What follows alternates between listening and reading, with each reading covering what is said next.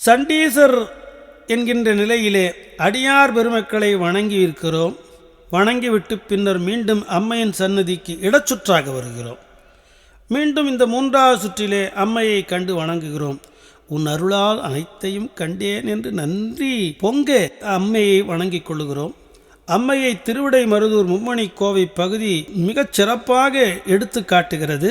அந்த பகுதி ஒன்றையும் திருமந்திர பாடல் ஒன்றையும் பாடி பரவுகிறோம். புண்ணியம் புறக்கும் பொன்னி சூழ்ந்த திருவிடை மருத பொருவிடை பாக மங்கை பங்க கங்கை நாயகனின் தெய்வ திருவருள் கை வந்து கிடைத்தலின் மாய படலம் கீரி தூய ஞான நாட்டம் பெற்ற பின் யானும் நின் பெருந்தன்மையும் கண்டேன் காண்டலும் என்னையும் கண்டேன் பிறரையும் கண்டேன் நின்னிலை அனைத்தையும் கண்டேன் என்னே நின்னை காணாமாந்தர் மாந்தர் தன்னையும் காணா தன்மையோரே தன்னையும் காணா தன்மையோரே.